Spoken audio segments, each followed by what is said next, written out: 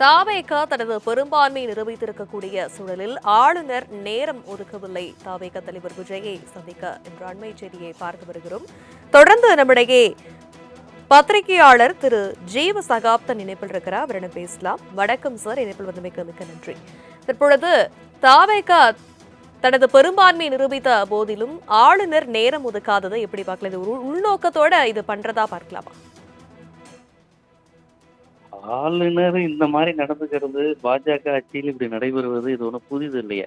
நம்ம தலைமுறையே பார்த்துருக்கோமே. இப்போ ஜானகி ஆட்சி ஆளுநர், உங்களுக்கு கலைஞர் ஆட்சியை கலைச்சதெல்லாம் நமக்கு தெரியாது என்ன நடந்துச்சு ஏது நடந்துச்சுன்னு. இப்போ 2017 என்ன நடந்தது? சசிகலாக்கிடம் பெரும்பான்மை நம்பர் இருக்கு. எல்லா சட்டமன்ற உறுப்பினர்களும் சசிகலாவை தான் ஆதரிக்கிறாங்க. அந்த மகாராஷ்டிராவுக்கு போய் ஒளிஞ்சுக்கிட்டாரு வித்யாசாகர் ராவ்.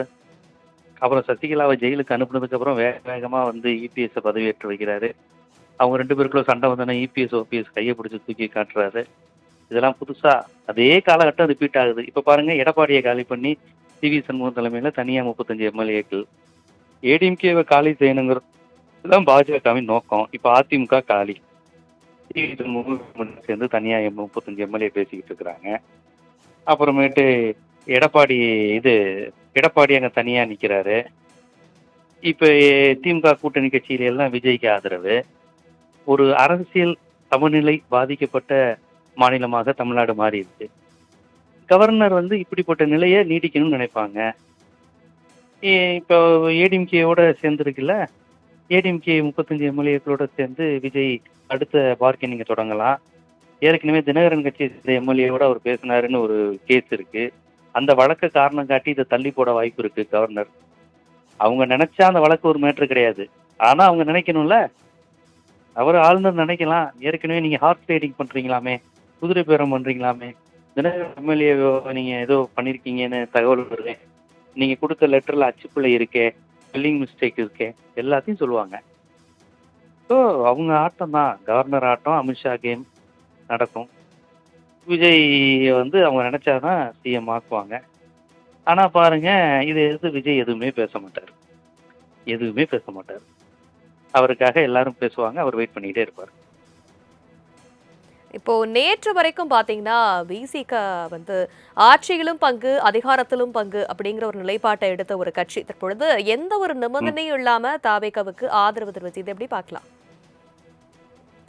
எந்த நிபந்தனையும் இல்லாம அவங்க பண்ணது அப்படிங்கிறது எனக்கு தெரியல. அது காலப்போக்கில் வேற ஏதாவது ஒரு நிபந்தனைகளை வச்சிருக்கலாம்.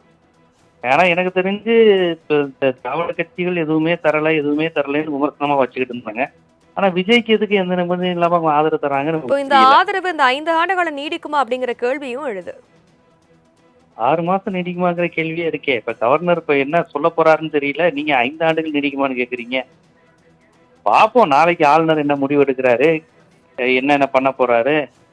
இப்ப கேரளாலேயே திருப்பி போவாரா? இவங்க பொறுப்பாளுநர் நியமிச்சதுலயே பாஜகவின் ஆட்டம் இருக்குல்ல. இவங்க எதுக்கு பொறுப்பாளுநர் ஆர்.என். ரவியை அங்க அனுப்பிட்டு இங்க நிரந்தர ஆளுநர் தானே நியமிக்கணும், எதுக்கு பொறுப்பாளுநர் நியமிக்கிறாங்க? திரு ஜீவ சகாப்தன், தற்பொழுது ஒரு செய்தி வந்திருக்கிறது. தமிழக பொறுப்பாளுநர் லேக்கரின் கேரள பயணம் ரத்து செய்யப்பட்டிருப்பதாகவும் தகவல் கிடைத்திருக்கிறது. தொடர்ந்து விஜய் அடுத்த கட்டமாக ஆளுநரை சந்திக்க மறுபடியும் நேரம் கேட்கப்படுமா? அடுத்த கட்ட நகர்வு என்னவாக இருக்கும்?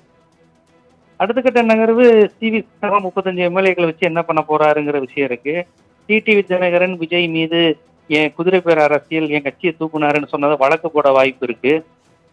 இதையெல்லாம் காரணம் காட்டி ஆளுநர் நிப்பாட்டலாம், என்ன நடக்குது அப்படிங்கிற மாதிரியான விஷயங்களை கொண்டு வரலாம்.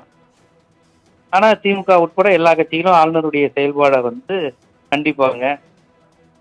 இந்த நேரத்துல சாமந்தம் அப்புறம் அதிமுகவுடைய எம்எல்ஏக்கள் எல்லாரும் சேர்ந்து விஜய்க்கு ஆதரவு தந்து திருப்பி அவரை முதலமைச்சர் ஆக்கலாம். அது அகைன் ஒரு பிஜேபி கவர்மெண்ட் மாதிரி தான், ஒரு பிஜேபி ஆட்சியை தான் மறைமுகமாக தமிழ்நாடு இங்கே கொண்டு வரும். கம்யூனிஸ்டுகள் காங்கிரஸோட சேர்ந்து நீங்க ஒரு கவர்மெண்ட் ஃபார்ம் பண்றதா அமித்ஷாவும் பாஜகவும் விரும்பிடுவாரா?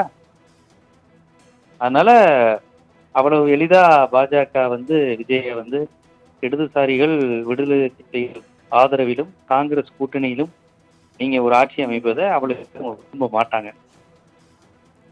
இணைப்பில் உங்களுடைய கருத்துக்களை பகிர்ந்தமைக்கு நன்றி திரு ஜீவ சகாப்தன்.